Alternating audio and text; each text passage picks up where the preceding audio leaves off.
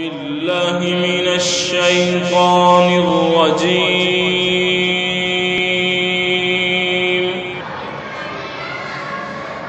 بسم الله الرحمن الرحيم. قل هو الله أحد.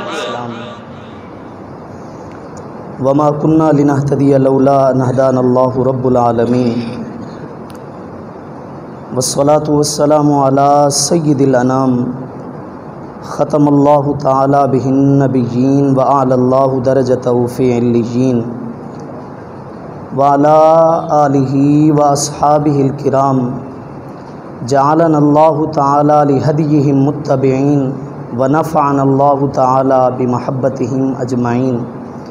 اللهم أرنا الحق حقا وارزقنا اتباعه. اللهم أرنا الباطل باطلا وارزقنا اجتنابه.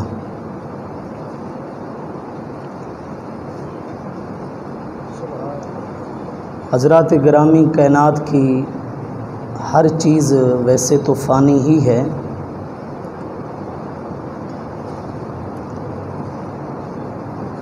لیکن فنا اور بقا کا جو تصور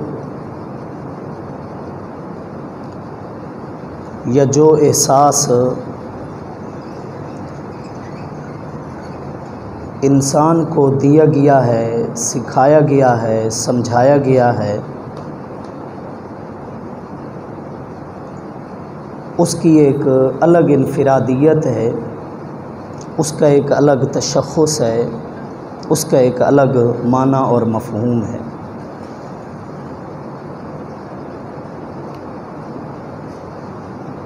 پہلی سانس سے لے کر اس کی آخری سانس تک اسے سمجھایا گیا ہے کہ انسان مسافر ہے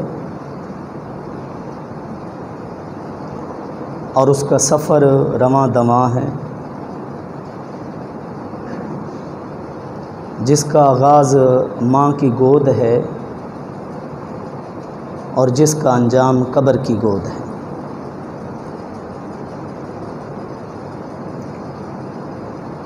اب اس کی مرضی کہ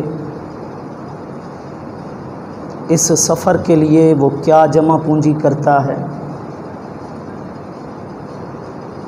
نقصان دہ گھاٹے کی چیزیں کتنی جمع کرتا ہے،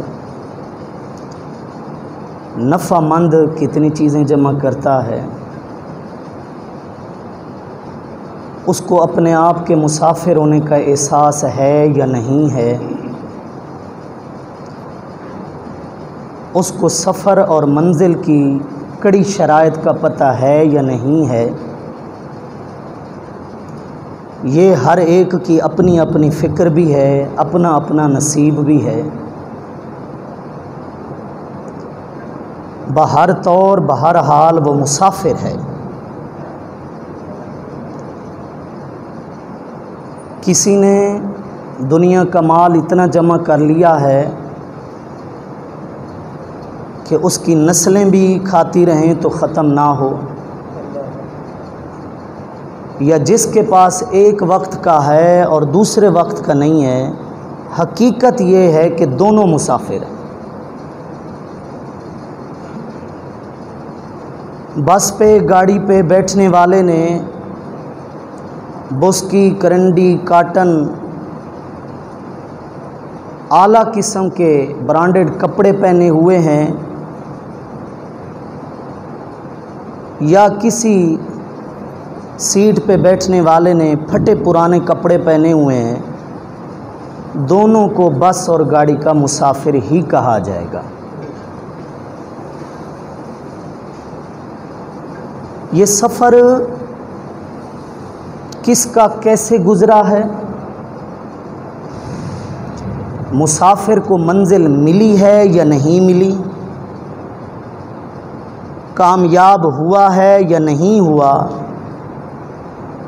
اس کے فیصلے کے لیے اللہ رب العزت نے ایک اور جہان بنایا ہے، جسے دار الجزا کہا جاتا ہے، دار آخرت کہا جاتا ہے۔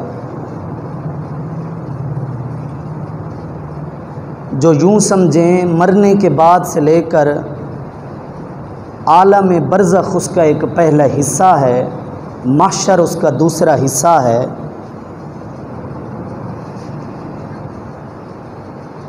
اس جہان میں فیصلہ ہونا ہے کہ یہ سفر تمہارا کیسا گزرا، بحیثیت مسافر تم کامیاب رہے یا ناکام رہے۔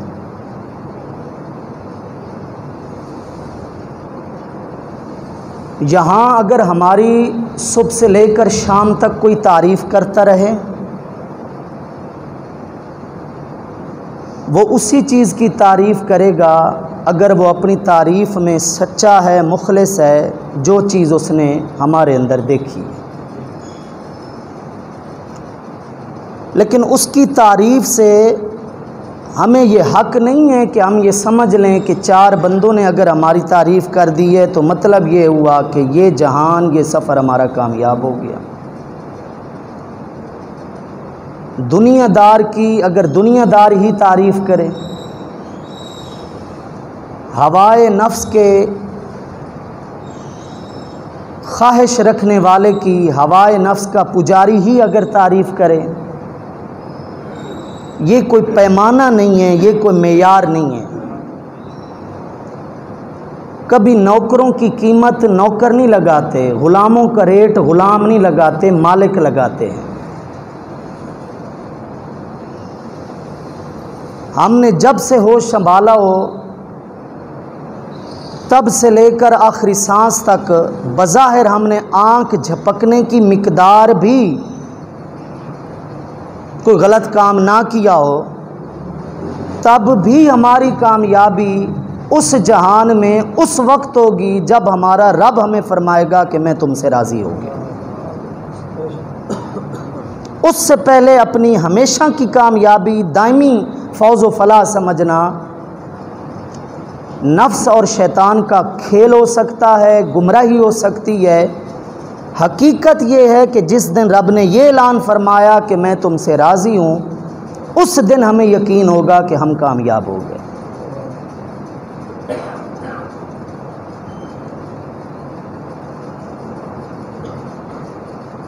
ہم ایسے رہے یا کہ ویسے رہے، مسافر رہے جیسے تیسے رہے،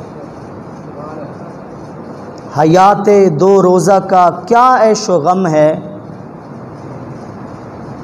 وہاں دیکھنا ہے کہ کیسے رہے۔ یہاں غم ہو یا خوشی، کسی کی خوشی قریب نہ ہو، کسی کے غم قریب نہ ہو، دونوں باتیں ایسی نہیں ہیں کہ ہم فیصلہ کر لیں کہ ہم ایسے رہے۔ یہ فیصلہ اس جہان میں ہونا ہے کہ ہم کیسے رہے، ہماری زندگی اس دنیا میں کیسی گزری ہے۔ یہ ایک مختصر سا تعارف ہے اس جہان کا اور ہماری اس عارضی زندگی کا۔ تو جن الفاظ سے میں نے اپنی گفتگو کا آغاز کیا ہے کہ ویسے تو کائنات کی ہر چیز فانی ہے، لیکن فنا اور بقا کا جو تصور اس انسان کو دیا گیا ہے وہ تصور کسی اور مخلوق کو نہیں دیا گیا، کیونکہ قادر اور قدیر کی پیدا کردہ ہر چیز اس کی قدرت کا اظہار ہے۔ فعل الحکیم لا یخلو عن الحکمہ، حکمت والے کا کوئی بھی فعل، کوئی بھی کام دانش اور حکمت سے خالی نہیں ہوا کرتا۔ بڑی سی بڑی کہکشاں کو لے لیں، چھوٹے سے چھوٹے کسی مخلوق میں ذرے کو لے لیں، دونوں چیزیں برابر اپنے قادر کی قدرت کا اظہار کر رہی ہیں، لیکن قدرت کا جو شاہکار انسان ہے ایسا شاہکار کوئی اور مخلوق نہیں ہے۔ اس انسان کی ساخت، اس انسان کی نشو و نما، اس انسان کی بناوٹ، جتنی اس کے اندر فکر موجود ہے اتنی فکر کسی اور مخلوق کے اندر موجود نہیں ہے۔ اور اس کے نازک اور حساس مخلوق ہونے کی ایک وجہ یہ بھی ہے کہ رب کی امانت کا بار اٹھانے والا بھی یہی انسان ہے، یہی مخلوق ہے، کوئی اور مخلوق نہیں ہے۔ حضرت خطیب ماوردی رحمۃ اللہ تعالی علیہ کی کتاب ہے ادب الدنیا والدین، اس کے اندر انہوں نے مولا کائنات سیدنا علی المرتضیٰ رضی اللہ تعالی عنہ کی ایک بات لکھی ہے کہ جب وہ وضو کیا کرتے تھے، نماز کی تیاری کیا کرتے تھے، رب کا فرض کردہ فرض ادا کرنے کے لیے تیاری کیا کرتے تھے، اس فرّ لونہ مرتن وحمر لونہ مرتن اخرى، کبھی رنگ زرد ہوتا تھا، کبھی رنگ سرخ ہوتا تھا، لال پیلے ہو جایا کرتے تھے، جیسے کوئی چیز ڈس لیتی ہے نا، ڈنک مارتی ہے، جیسے وہ حالت ہوتی ہے ایسی حالت ہو جاتی تھی، کپ کپی طاری ہو جاتی تھی، کانپ اٹھتے تھے جب وضو کیا کرتے تھے۔ تو ایک مرتبہ کسی نے اس عجیب حالت کو دیکھ کر پوچھ لیا کہ حضور کیا بات ہے، یہ حالت، یہ خوف، یہ کیفیت آپ پر کیوں طاری ہوتی ہے؟ تو آپ آگے جواب دیا کرتے تھے کہ اتتنی الامانہ، اس امانت کو پیش کرنے کا وقت آ پہنچا ہے، لا ادری اُسیء فیہا ام احسن فیہا، پریشان ہوں، گھبرا رہا ہوں، سوچ رہا ہوں کہ اس امانت کو اچھے انداز میں پیش کروں گا یا کوئی اس امانت میں کوئی نہ کوئی خیانت رہ جائے گی۔ تو اس زندگی میں جس نے اس امانت کا جتنا زیادہ احساس اپنے اندر کیا ہے، اس کا سفر، اس کا مسافر ہونا اتنا زیادہ کامیاب ہوا ہے۔ اور جس نے سب چیزوں کی طرف دھیان رکھا ہے اور اپنے رب کی نازل کردہ فرض کردہ اس امانت کا اس نے احساس نہیں رکھا، تو یوں سمجھے اس سے بڑھ کر کوئی خائب و خاسر نہیں، کوئی ناکام نہیں، کوئی نقصان اٹھانے والا نہیں۔ تو چونکہ اس انسان نے یہ ذمہ داری اٹھائی ہے تو ظاہر ہے عظمت اسی کی زیادہ ہے جس کی ذمہ داریاں زیادہ ہیں۔ وہ مشہور شاعر متنبی نے کہا تھا، 4 صدی ہجری کا مشہور شاعر ہے، اس کا دیوان ہمارے عالم کورس کے آخری درجوں میں پڑھایا جاتا ہے۔ اس نے کہا تھا کہ لولا المشقۃ ساد الناس کلہم، اگر تکلیفیں ہوتی نا تو سارے لوگ ہی سردار بن جاتے، لیکن یہاں سردار اور بڑا وہی بنے گا جو زیادہ مشقت اٹھائے گا، تکلیف اٹھائے گا۔ حسنین کریمین کو اگر جنت کی سرداری ملی ہے تو زندگی ان کی ہمارے سامنے ہے، مفت میں تو نہیں ملی کوئی چیز۔ افضل العبادات احمزها، جس عبادت میں تکلیف اور مشقت زیادہ ہے، اللہ کی بارگاہ میں اس کی مقبولیت کی امید بھی زیادہ ہے، اس کی افضلیت بھی ویسے ہی زیادہ ہے۔ تو جس نے اس امانت کو سمجھا ہے کہ میں امین ہوں اور میرے پاس ایک امانت ہے، جو سنجیدہ لوگ ہوتے ہیں، جو سمجھدار لوگ ہوتے ہیں، وہ اپنے آخری وقت میں سنبھل جاتے ہیں اور اپنے ورثاء کو، رشتہ داروں کو، بچوں کو پاس بلاتے ہیں اور ساری باتیں کھول کر بیان کرتے ہیں کہ میرے پاس اتنی رقم موجود ہے، فلاں فلاں کی امانت ہے، اس امانت کو اس تک ضرور پہنچانا ہے، میری بیٹیوں کا، تیری بہنوں کا میرے ذمہ یہ حق ہے، اس حق کو حق والے تک ضرور پہنچانا ہے، فلاں رشتہ دار کی میرے پاس ایک چیز پڑی ہے، میں نے اب تک اس کو محفوظ رکھا، راز میں رکھا، تمہیں بتا رہا ہوں کہ میرے مرنے کے بعد چپ کر کے اس تک ضرور پہنچانا ہے۔ یہ ساری باتیں ہمارے یہاں پائی جاتی ہیں۔ یہ ایک انسان کے پاس انسان کی امانت ہے، عارضی بندے کے پاس عارضی چیز کی امانت ہے۔ اگر ہم اس میں اتنے حساس ہیں اور جو حساس ہو اس کو عقل مند سمجھتے ہیں، تو جس انسان کے پاس رب العالمین کی امانت ہے، خالق کائنات کی امانت ہے، اس کے اپنے رازق و مالک کی امانت ہے، اگر اسے اس امانت کی قدر نہیں ہے تو اس سے بڑھ کر بے شکرہ کون ہو سکتا ہے؟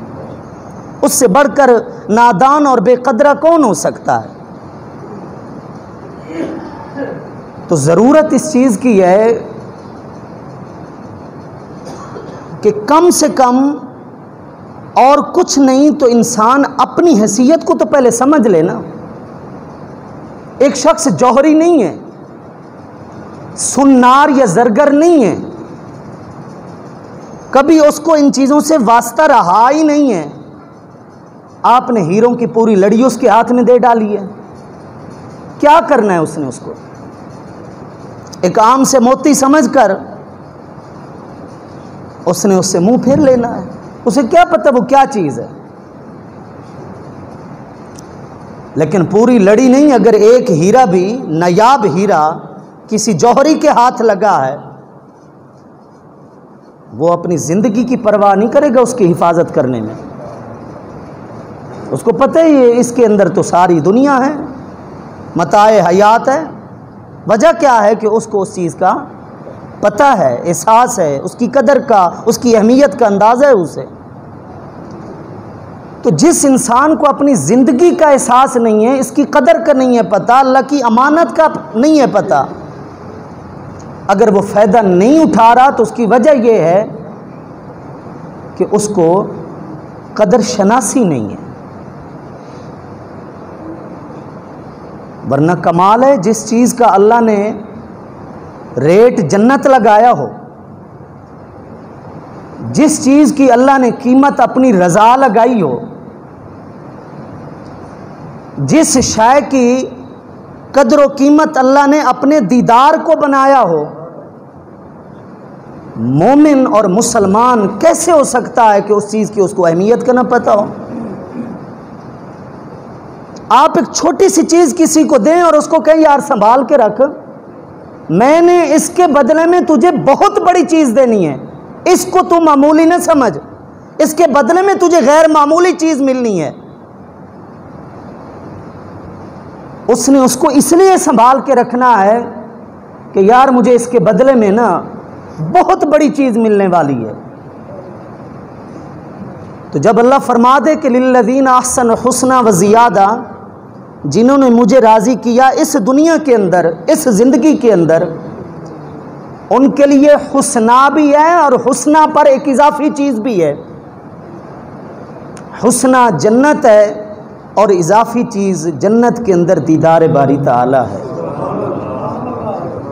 حضرت امام جعفر صادق رضی اللہ تعالیٰ عنہ فرمایا کرتے تھے کہ کیا میں اس زندگی کو اس دنیا کے عوض ضائع کر دوں جس زندگی کو اللہ نے خرید کر اس کے بدلے میں مجھے جنت جیسی چیز عوض میں دی ہے۔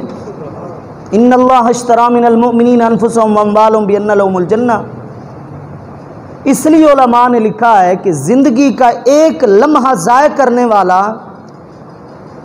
یاقوت دینے والا ہے اور اس کے عوض میں ٹھکری لینے والا ہے۔ زندگی کا ایک لمحہ ضائع کرنے والا مرجان اور ہیرا دینے والا ہے اور اس کے عوض میں ایک ٹھکری لینے والا ہے، اور اس سے بڑا کون بے وقوف، نادان اور احمق ہو سکتا ہے جو ہیرا دے بیٹھے اور اس کے بدلے میں ٹھکری لیے بیٹھا ہو، ڈیلا لیے بیٹھا ہو۔ تو دوستان محترم، کامیاب وہی ہوئے ہیں جنہوں نے اس زندگی کو بھی قیمتی سمجھا ہے اور پھر ساتھ ساتھ انہوں نے اللہ کی امانت کی قدر بھی کی ہے، امانت میں انہوں نے خیانت نہیں کی۔ شرعی مسئلہ ہے، خودکشی کیوں حرام ہے؟ آپ جنازہ پڑھ سکتے ہیں، جنازے کے لیے بڑے بڑے اعلانات نہیں کر سکتے چاہے جتنا بھی بڑا آدمی ہو، یہ شرعی مسئلہ ہے۔ جتنے لوگ آ گئے ہیں بس اتنے ہی پڑھ لیں، کوئی آپ بڑا عالم، کوئی علاقے کا شیخ، کوئی بڑا بزرگ، اس کو نہیں آنا چاہیے، اس لیے کہ اس کا آنا عزت ہے اور میت عزت کے لائق نہیں ہے جس نے ایسا بڑا کام کیا ہے، اتنا بڑا کبیرہ گناہ کیا ہے۔ جنازہ اس کا جائز ہے، پڑھنا چاہیے، لیکن وہ اہتمام نہیں ہونا چاہیے جو اہتمام دوسرے عام مسلمان گناہگار مسلمان کا بھی ہو۔ یہ شرعی مسئلہ ہے۔ کیوں آخر اتنی سزا؟ کیونکہ اس نے اللہ کی امانت کی قدر نہیں کی۔ یہ ٹیٹو بنوانا کیوں حرام ہے؟ یہ سوئیوں کے ذریعے زخم کروا کے اس میں سرما بھر دینا، ہمیشہ کے لیے اس کے نشان ہونا، نام لکھوانا، یہ کیوں حرام ہے؟ اس لیے حرام ہے، اس لیے ناجائز ہے شریعت کے اندر کہ آپ کو کہا کس نے ہے کہ اللہ کی اس امانت کے اندر دخل دیں؟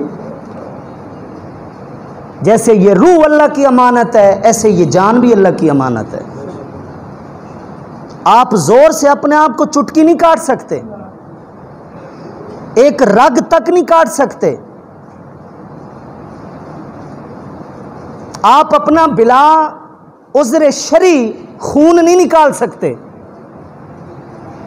یہ ساری چیزیں اس لیے کہ ہمارے پاس اللہ کی امانت ہے۔ وَلَا تُلْقُوا بِأَيْدِيكُمْ إِلَى التَّهْلُكَةِ، نشہ کیوں حرام ہے؟ اس لیے کہ یہ نشہ کرنے والا اپنی جوانی ضائع کر کے اللہ کی امانت کو ضائع کر رہا ہے، اس جسم کو ختم کر کے اللہ کی امانت کی بے قدری کر رہا ہے، خیانت کر رہا ہے۔ ہر وہ چیز جو صحت کے لیے نقصان دہ ہے، کھانا ہے، طیب ہے، حلال ہے، مرغن ہے، عمدہ مثالوں کے ساتھ تیار کردہ ہے، آپ کھائیں۔ اس کھانے کو اگر آپ نے رکھ دیا ہے، صبح اٹھے ہیں کھانا خراب ہوا پڑا ہے، کھانا سڑ گیا ہے، گل گیا ہے، بو اس سے آ رہی ہے، آپ نہیں کھا سکتے، اب آپ کے لیے کھانا ناجائز ہے۔ کیوں بھائی؟ وہی کھانا جو رات کو حلال تھا صبح ناجائز کیسے ہو گیا؟ کیونکہ رات والا کھانا آپ کے جسم کے لیے مفید تھا اور اب والا کھانا آپ کے جسم کے لیے مفید نہیں ہے۔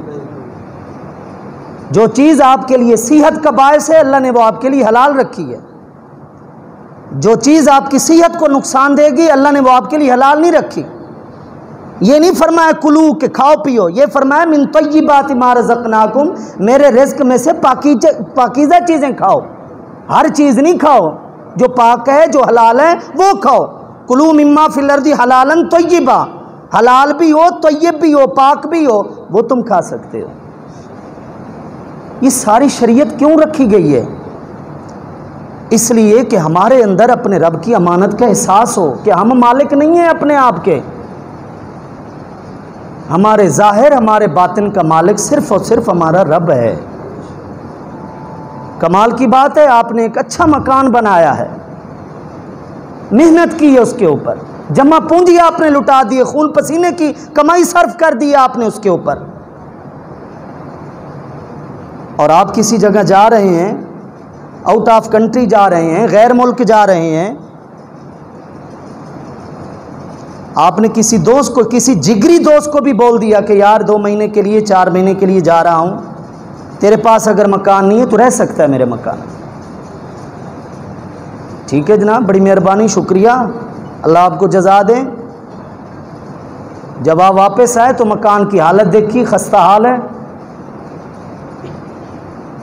جس رنگ روغن کے اوپر آپ نے بڑے پیسے لگائے تھے اس کی دھجیاں اڑا دی گئی ہیں، بچوں نے لکھ دیا ہے، اس کی ساری جو ہے وہ آرائش زیبائش ساری ختم کر کے رکھ دی ہے، کہیں سے کوئی دیوار اکھڑی ہوئی، کہیں سے کوئی نقصان ہوا ہے، اور کسی شرم بھرم کی وجہ سے آپ خاموش رہیں گے، آپ کے دل کی کیا کیفیت ہوگی کہ میرے اس مکان کی اس نے یہی قدر کی ہے، یہ احسان شناس آدمی ہے۔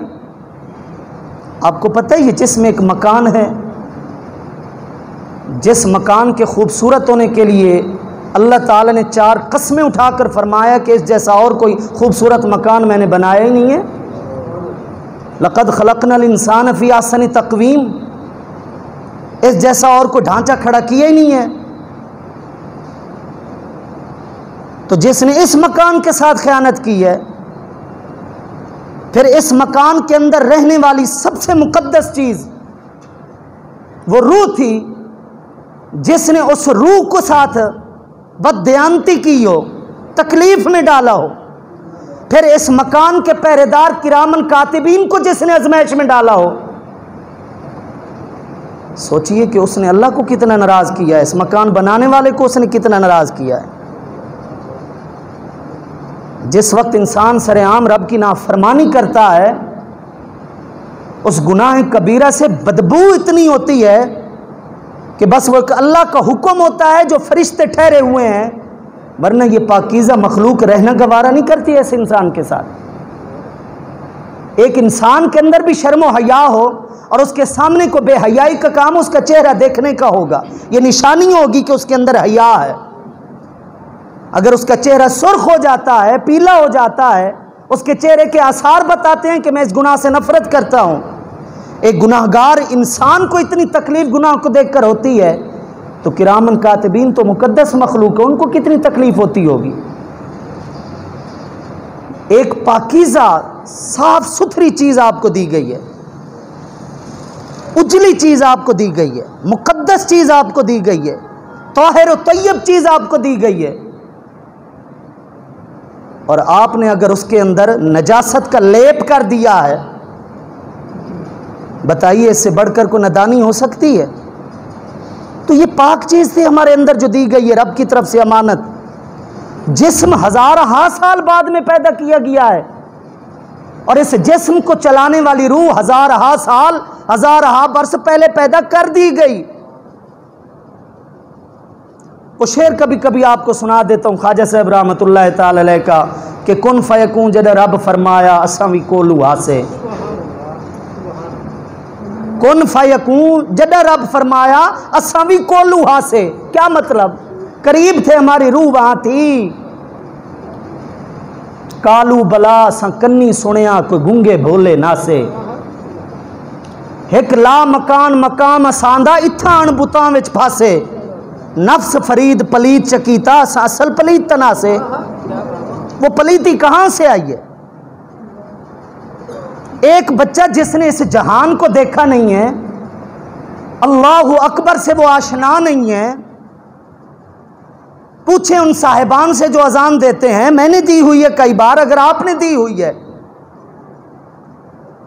جس کو اس دنیا میں آئے ہوئے کو زیادہ عرصہ نہیں گزرا، آپ اس کے دائیں کان میں اذان دیتے ہیں، بائیں کان میں تکبیر کہتے ہیں، اقامت پڑھتے ہیں، رونے والا بچہ اچانک سناٹا کیوں چھا جاتا ہے؟ چپ کیوں کر جاتا ہے؟ کیوں خاموش ہو جاتا ہے؟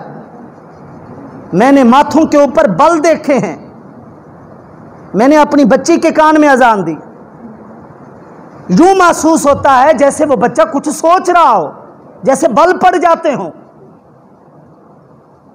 وہ ہمیں بتا رہا ہوتا ہے کہ تمہیں میں ابھی نہیں جانتا، اس اللہ اکبر کو میں پہلے سے جانتا ہوں۔ سبحان اللہ، نعرہ تکبیر، نعرہ رسالت، نعرہ تحقیق۔ یہ آواز میری جانی پہچانی لگ رہی ہے، یہ آواز میری سنی سنائی لگ رہی ہے۔ وہ کیا وجہ ہے؟ عالم ارواح میں ہم ایک وعدہ کر چکے ہیں، وہ رب نے ہم سے وعدہ لیا، الستو بربکم، کیا تمہارا پالن ہار، تمہارا پروردگار میں نہیں ہوں؟ سب روحوں نے یک زبان ہو کر جواب دیا، قالو بلا، میرے مالک کیوں نہیں، تو ہی تو ہے ہمارا خالق۔ بس اس جان میں آ کر بھول گئے۔ کس چیز نے بلایا؟ دو چیزوں نے بلایا، خواہش نفس کی پیروی اور لمبی لمبی امیدیں۔ سامان 100 برس کا ہے اور بھروسہ ایک پل کا بھی نہیں ہے۔ جس کی حقیقت یہ ہے اس کو سامان 100 برس کے تیار کرنے کی کیا ضرورت ہے؟ یار میں ایک دن کے لیے جا رہا ہوں اگر لاہور میں، مجھے کیا ضرورت ہے 10 سوٹ لے کر جانے کی؟ میں کوئی مہینے کے لیے جا رہا ہوں، میں ایک دن کے لیے جا رہا ہوں۔ سامان کو بھی تو دیکھ کر اندازہ کیا جاتا ہے کہ مسافر کی توجہ کن چیزوں کی طرف ہے۔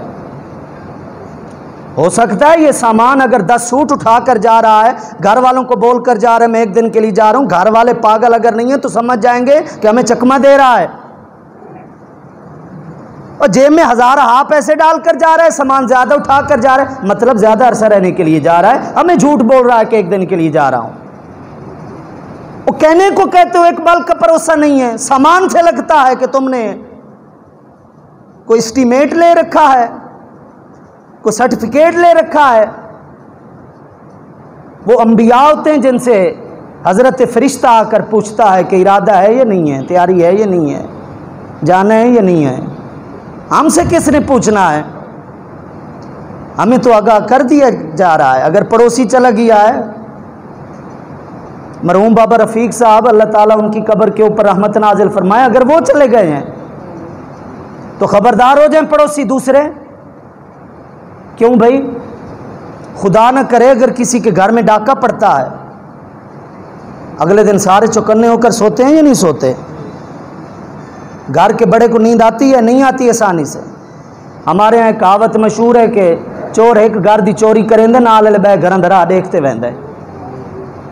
وہ ایک گھر میں چوری کرنے نہیں آتا، وہ آس پاس سارے دوسرے گھروں کے اوپر بھی نظر ڈال کے جاتا ہے کہ کل کو اس گھر میں آنا پڑے تو رستہ کون سا مجھے آسان پڑے گا۔